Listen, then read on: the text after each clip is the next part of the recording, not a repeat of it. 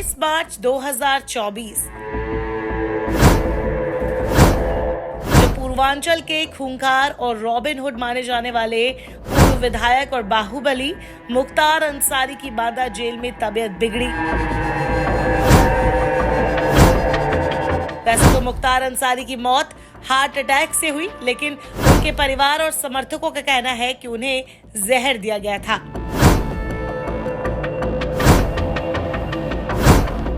वैसे मुख्तार अंसारी की viscera report में जहर देने की बात बेबुनियाद नजर आती है, लेकिन मौत से चंद दिनों पहले जिस तरीके से मुख्तार अंसारी ने खाने में स्लो पॉइजन देने का आरोप लगाया था, उससे उनकी मौत हमेशा के लिए एक मिस्ट्री बन गई है।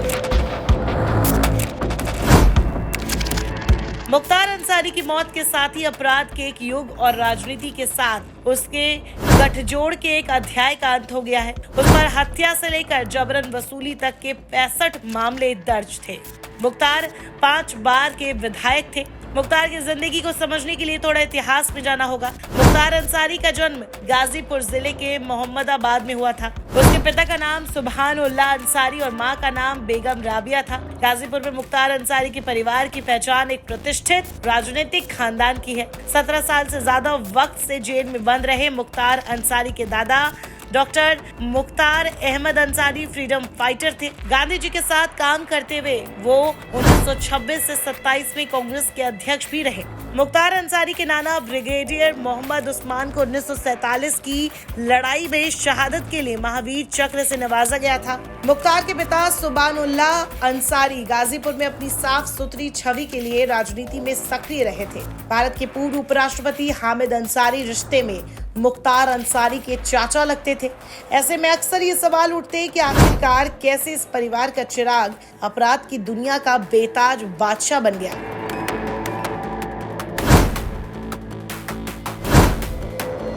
अचूक निशानेबाज के रूप में पहचाने जाने वाले मुख्तार अंसारी ने मोहम्मदाबाद से गाजीपुर तक का सफर मामूली ठेकेदार के रूप में शुरू किया था। उस समय वो मोटरसाइकिल से चला करता था। जून 1963 में जन्मे मुख्तार के खिलाफ महज 25 साल की उम्र यानी कि साल 1988 में हत्या का पहला मामला दर्ज हो गया था। पुलिस डायरी के मुताबिक मुख्तार अंसारी से जुड़े लोगों के पास AK-47 56 से लेकर कई तरह की विदेशी राइफलें और मैग्नम की कीमती पिस्तौल मौजूद थी। मुख्तार अंसारी ने साल 1991 में कल्याण सिंह के कार्यकाल में विश्व हिंदू परिषद के कोषाध्यक्ष और कोयला व्यापारी नंद किशोर रुंगटा के अपहरण के बाद पंजाब और हरियाणा में फरारी काटी थी।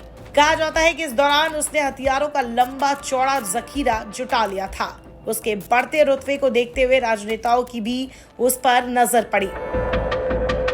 साल 1994 में समाजवादी पार्टी और बहुजन समाज पार्टी दोनों ने मुख्तार अंसारी को अपने पाले में करने की कोशिश की थी। वही साल 1994 में मुख्तार अंसारी ने जेल में रहते हुए गाजीपुर का उपचुनाव लड़ा, लेकिन हार गया। इस चुनाव में राज बहादुर चुनाव जीत गए थे। इसके बाद साल 1995 में मुख्तार अंसारी के भाई अफजाल अंसारी समाजवादी पार्टी में शामिल हो गए थे। भाई अफजाल के सपा में जाने के साथ ही मुख्तार अंसारी का राजनीतिक कद भी बढ़ने की शुरुआत हो गई थी। उसके ऊपर मुकदमे वापस करने का सिलसिला शुरू हो गया था। बताया जाता है कि इस दौरान गाजीपुर में एक IPS अधिकारी से मुख्तार अंसारी की ठन गई थी। वही राजनीतिक दबाव के आगे ना झुकने पर उन IPS को लंबी छुट्टी पर जाना पड़ गया था। फिरौती के लिए अपहरण, हत्या और जबरन वसूली जैसे मामलों के आरोपी मुख्तार अंसारी को मायावती और मुलायम ने अभय दान दिया था। उसने अपना राजनीतिक, आपराधिक और आर्थिक साम्राज्य जौनपुर, वाराणसी, गाजीपुर, मऊ समेत दर्जन भर जिलों में फैला लिया था। 1996 में मुख्तार अंसारी की एंट्री विधानसभा में हो गई थी। धीरे धीरे मुख्तार अंसारी का रसूख काफी बड़ा हो गया था, जिसके चलते उसकी सरकार में तूती बोलने लगी थी। इन सब साजिशों, हमलों, षड्यंत्रों, वसूली, अपहरणों के आरोप और राजनीतिक कद बढ़ाने की कोशिशों के साथ साथ मुख्तार अंसारी की माफिया ब्रजेश सिंह से दुश्मनी का सफर भी जारी रहा। दोनों गैंगों के बीच वर्चस्व की लड़ाई गहराती रही। इन दोनों गैंगों ने जातिगत आधार पर नौजवानों को एकजुट करने की कोशिश की और उन्हें कामयाबी भी मिली। इसका सबसे ज्यादा फायदा मुख्तार अंसारी ने उठाया था। मुख्तार अंसारी ने यादवों, भूमिहारों और मुसलमानों का गठजोड़ खड़ा किया था।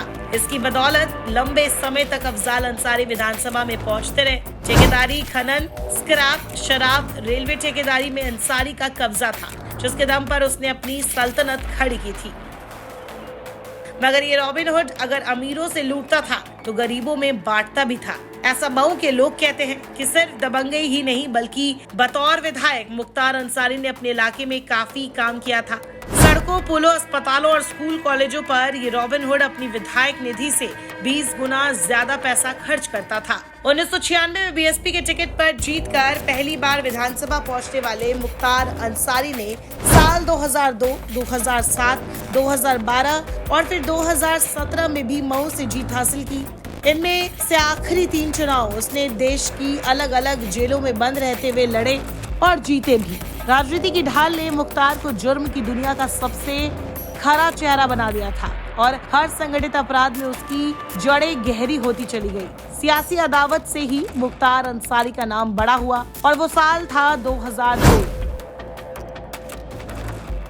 जिसने मुख्तार की जिंदगी को हमेशा के लिए बदल दिया। इसी साल बीजेपी के विधायक कृष्णानंद राय ने अंसारी परिवार के पास साल 1985 से रही गाजीपुर की मोहम्मदाबाद विधानसभा सीट छीन ली।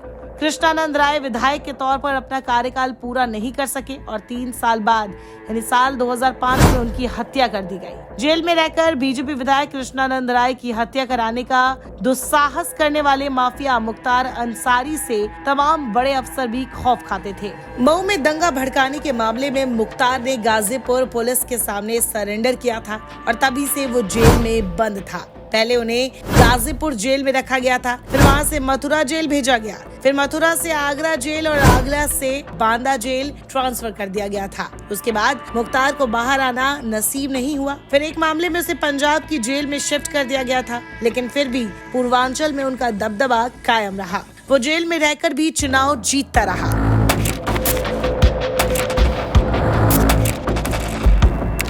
एक समय ऐसा भी आया कि मुख्तार के सियासी संरक्षक के तौर पर रहे मुलायम सिंह यादव भी मुख्तार से नाराज हो गए। वाकया 2006 में मऊ दंगा से जुड़ा है।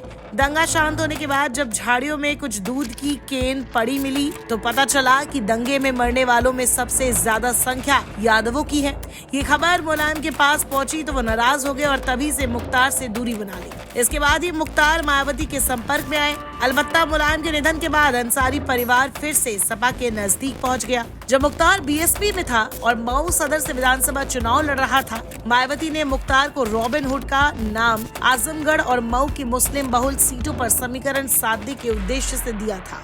बसपा सरकार में मुख्तार का डीजीपी मुख्यालय में कुछ इस कदर जलवा था कि वो जेल से आकर अधिकारियों से मिलता था और उनको पुलिसकर्मियों के तबादले की फहरिस्त सौंप देता था। आगरा जेल में बंद रहने के दौरान वो विधानसभा की कार्यवाही में हिस्सा लेने आता था और लखनऊ जेल उसका ठिकाना बन जाता था। हालांकि पुलिस अफसरों की माने तो वो अधिकतर समय अपने घर पर ही गुजारता था। केवल डीजीपी मुख्यालय ही नहीं, अपने काम के लिए वो कई विभागों में अफसरों के पास सीधे चला जाता था। यूपी अंडरवर्ल्ड के 2 बड़े नाम मुख्तार अंसारी और अतीक अहमद की आपस में खूब बनती थी। रेलवे के ठेकों को हासिल करने के लिए दोनों एक दूसरे की मदद लेते रहे। अतीक ने अपने दुश्मनों को ठिकाने लगाने के लिए मुख्तार के शूटरों का कई बार इस्तेमाल किया। दोनों ने अपना प्रभाव यूपी और बिहार के साथ कोलकाता और मुंबई तक फैलाया और तमाम कारोबारियों से जमकर वसूली की। लेकिन बीते साल 2023 में अतीक अहमद को एनकाउंटर में मार गिराया गया तो वहीं 2024 में मुख्तार अंसारी की भी मौत हो गई। अपराध के इस युग का भले ही